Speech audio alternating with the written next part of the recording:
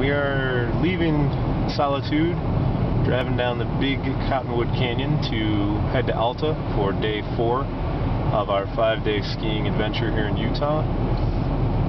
And this is the drive from Solitude out of the canyon. We wanted to make sure we exposed you guys to this because there's some switchbacks and it's a relatively hairy experience. They do have signs posted, you know, when flashing,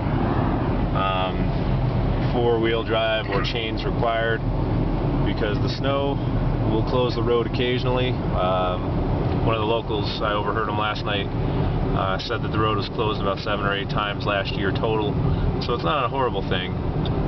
But it is icy and it is a treacherous road, especially if you aren't expecting it, and a lot of times you can't expect it because they don't have any kind of warning signs like, hey, big turn or curve to the right or left. It's about 16 degrees according to our rental car here, our Cadillac CTS with all-wheel drive.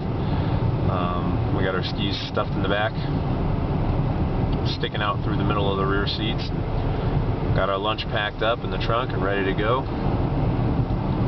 So far, we've been able to get away pretty cheap as far as food goes. Beer's another story. A lot of camping sites off this road.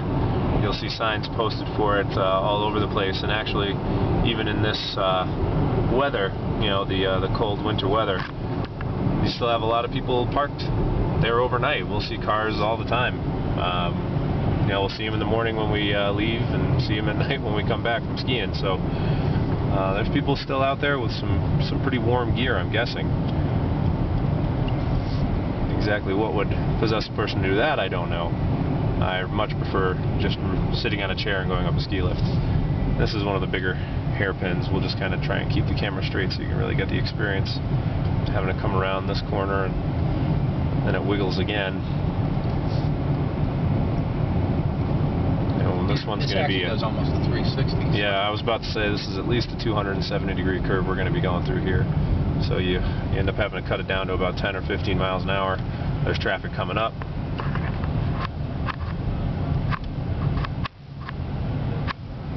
That does make it a little dicey. And then you have to go right back down the other way. As I mentioned, here's some of the cars that are parked frequently on the side of the road as we come around the bend again. And from here it's pretty much a straight shot, but there's a few hairy little steeps there.